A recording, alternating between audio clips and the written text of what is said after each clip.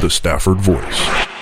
Whether Russia is hacking our energy grid or if it's fake news. You know, a little bit of much ado about nothing.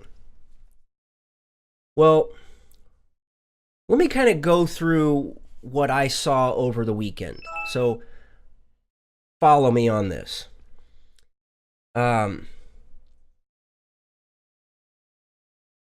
Fox News. And I'm not going to hold back from name dropping tonight. Fox News posted about this over the weekend that Russia-linked malware was found on a U.S. electric company's laptop. So here's how this article starts out.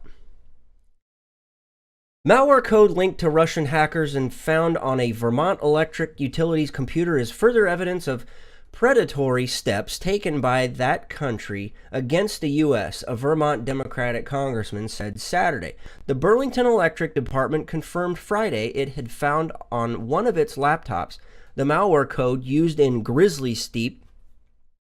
The name Homeland Security has applied to a Russian campaign linked to recent hacks. The company said U.S. utilities were alerted by the Department of Homeland Security on Thursday of the code.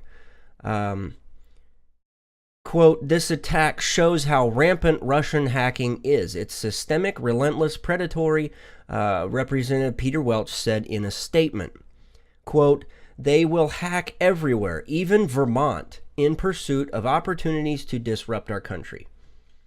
There's a couple of other things that was said, but anyway, so alarm. What?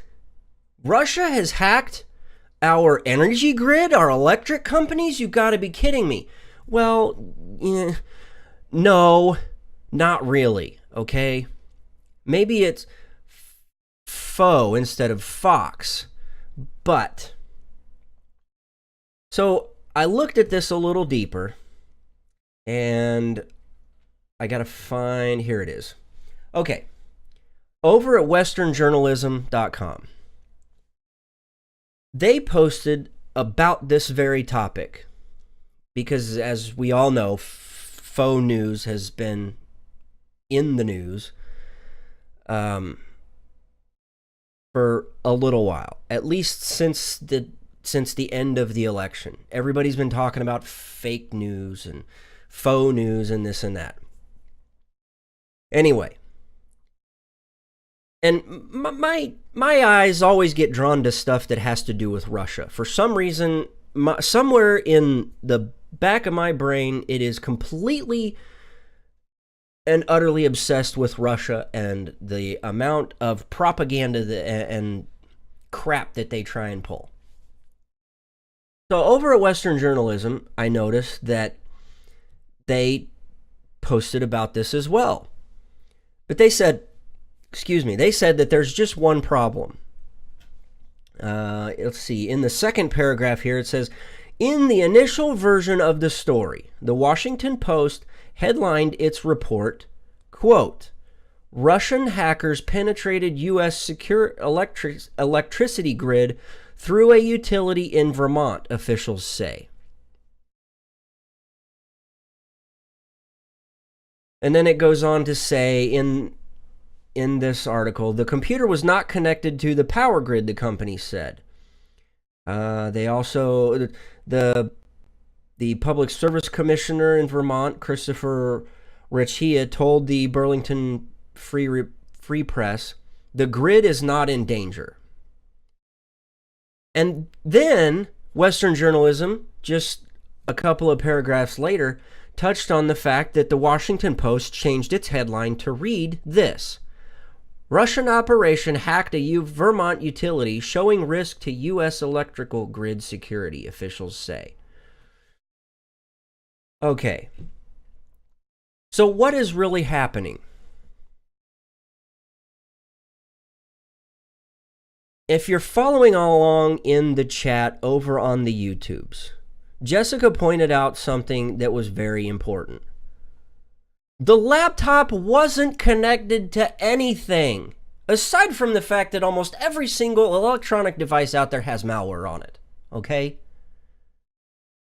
Whether you want to admit it or not, there's malware.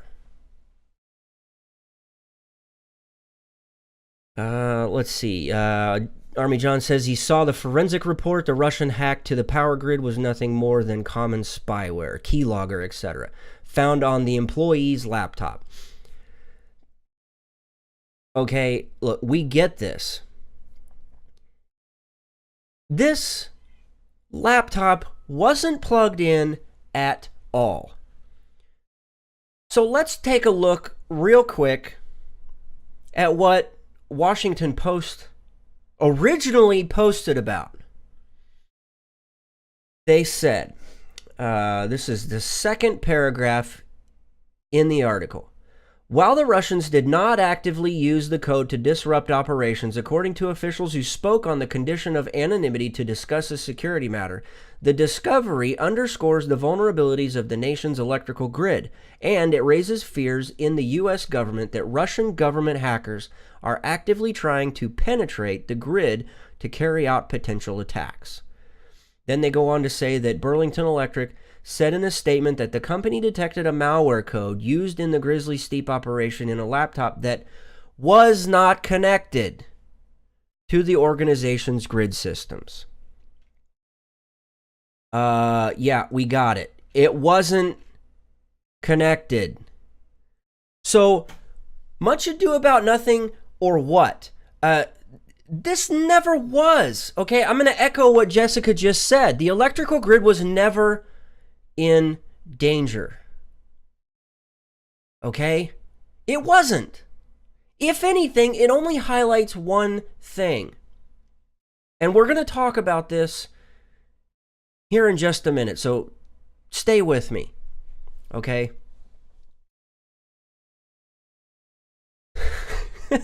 Oh, John, you're going to get me off topic. He says the spyware signature for this Russian hack is known as COA. Cover Obama's... Yeah.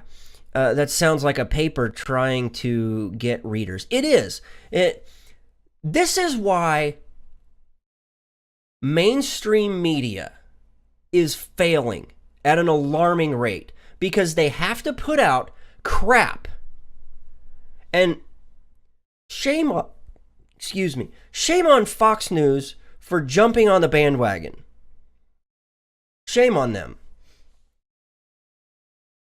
If you would have at least read the damn article that Washington Post originally put out, it says at least 2 or 3 times the laptop was never connected. Never connected to the grid at all. It wasn't in danger. One bit. This was just spyware, malware. You could have went to novostry.ru and got the same malware or the same spyware. You can go over to one Russian website. Hell, I probably have it on my computers because I look at Russian stuff. Not that Russian stuff. News, okay? I don't have time for any of that. This is much ado about nothing. If anything, it proves what everybody has been saying, that the media has their own agenda, and their agenda is completely opposite of what we're doing here. We try and I work really hard to try and prevent things like that from happening.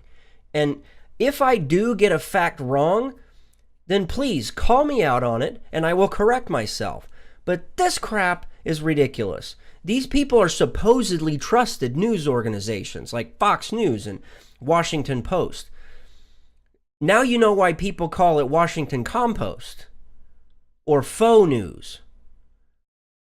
Because the majority of the time it seems like they get it wrong. Nobody trusts mainstream media anymore.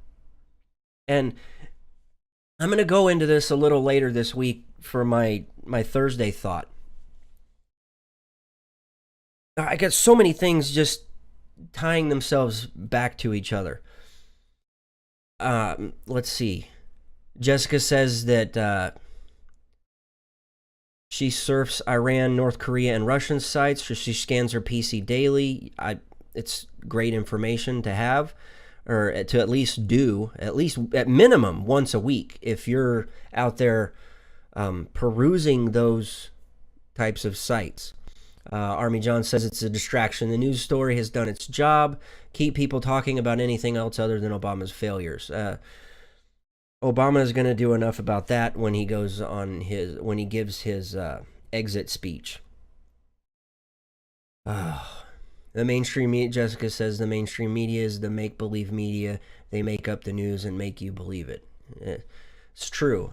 Really, all you have to do is do a little bit of digging. And for the most part, they put this stuff right in your face. Even the Washington Post, when they said the laptop was not connected to the organization's grid systems. It's just some guy's laptop. Shame on the Washington Post. Shame on Fox News. Kudos to, who was it? Western Journalism for highlighting the fact that these guys screwed up.